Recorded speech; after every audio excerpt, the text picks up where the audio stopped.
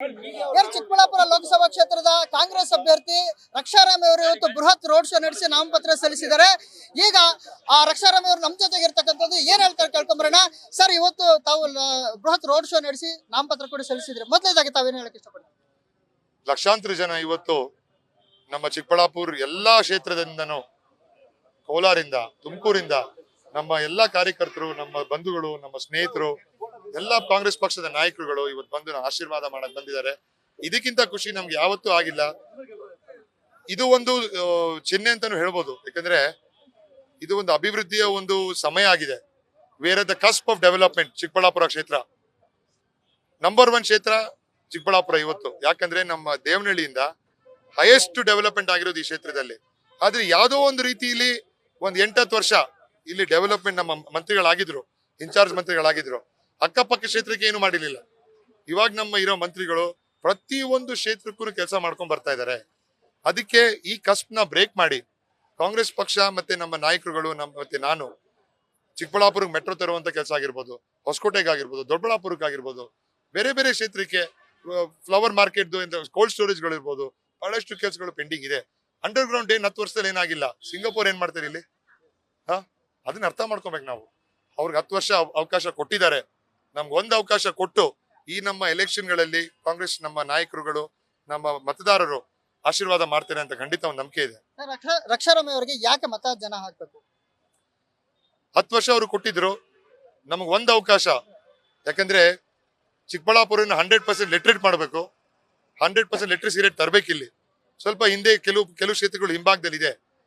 Diabetes, cancer, ಇಂಥ ಸರ್ವೆಗಳು ಜಾಸ್ತಿ ಆಗಿದೆ ಇಲ್ಲಿ. ಇದಕ್ಕೆ ಇನ್ಫಾರ್ಮೇಶನ್ ಒಂದು ಪ್ಲಸ್ ಇದಕ್ಕೆ ಡೈವರ್ಸಿಫೈಡ್ ಆಗೋ ಒಂದು ಹೆಲ್ತ್ ಕ್ಯಾಂಪ್ಗಳಾಗಿರ್ಬೋದು, ಹೆಲ್ತ್ ಸೆಂಟರ್ಗಳಿಗೆ ತಿಳುವಳಿಕೆ ಕೊಡುವಂತ ಸೆಂಟರ್ಗಳು ಮಾಡಿಸ್ಬೇಕು. ಇದು ನಮ್ಮ ಚಿಕ್ಕಬಳ್ಳಾಪುರ ಜನತೆಗೆ ಮೊದಲನೇ ಒಂದು ಅವಕಾಶ, ಮೊದಲನೇ ಒಂದು ಇಂಪಾರ್ಟೆಂಟ್ ಟೈಮ್ ಅಂತ ಹೇಳ್ಬೋದು. ಯಾಕಂದ್ರೆ ಫ್ಲೋರೈಡ್ ವಾಟರ್ ಕಂಟೆಂಟ್ ಇವೆಲ್ಲ ಜಾಸ್ತಿ ಆಗಿ ಜನಕ್ಕೆ ತಿಳುವಳಿಕೆ ಬರ್ಬೇಕು ಇವಾಗ. ಅದಕ್ಕೆ ಒಂದು ಅವಕಾಶ ಕಾಂಗ್ರೆಸ್ ಪಕ್ಷಕ್ಕೆ. ಇದು ಕಾಂಗ್ರೆಸ್ಸಿನ ಒಂದು ಕೋರ್ ಏರಿಯಾ ಬೇರೆ ಇದು. ಅದಕ್ಕೆ ಕಾಂಗ್ರೆಸ್ ಪಕ್ಷದ ನಮ್ಮ ಜನತೆ ಆಶೀರ್ವಾದ ಮಾಡ್ತಾರೆ ಅಂತ ನಂಬಿಕೆ ಇದೆ. ತಮ್ಮ ಎದುರಲ್ಲಿ ಡಾಕ್ಟರ್ ಕೆ ಸುಧಾಕರ್ ಬಿಜೆಪಿ ಅಭ್ಯರ್ಥಿ, ಆಗ ಸಾಕಷ್ಟು ವಿರೋಧ ವ್ಯಕ್ತವಾಗ್ತಾ ಇದೆ, ಸಾಕಷ್ಟು ವಿರೋಧ ಆಗ್ತಾ ಇರ್ತಾರೆ. ಇದು ನಿಮ್ಗೆ ಪ್ಲಸ್ ಆಗುತ್ತದ ಅಂತ?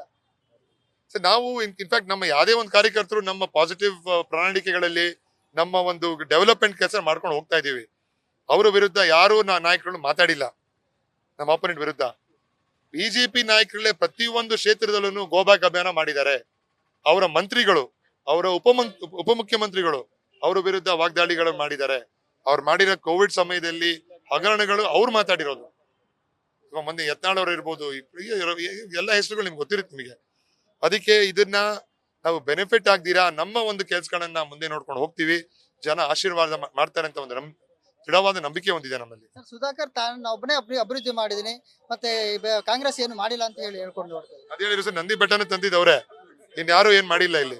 ಇವಾಗ ಕಾಂಗ್ರೆಸ್ ಪಕ್ಷ ಬಡ್ಜೆಟ್ ರಿಲೀಸ್ ಮಾಡಿದ್ರೆ ಮೆಡಿಕಲ್ ಕಾಲೇಜ್ ಹೆಂಗ್ ಬರುತ್ತಂತೆ ಇಲ್ಲಿ ಏರ್ಪೋರ್ಟ್ ಯಾರು ಅವರೇ ಮಾಡಿದಂತೆ ಏರ್ಪೋರ್ಟ್ನು ಎಲ್ಲ ಹೇಳಿದ್ರೆ ಎಲ್ಲ ಮಾಡ್ತಾರೆ ಅಂತ ಹೇಳ್ತಾರೆ. ಯಾವತ್ತು ಮಾಡೋರು ಹೇಳಲ್ಲ, ಹೇಳೋರು ಮಾಡಲ್ಲ. ಇದಿಷ್ಟು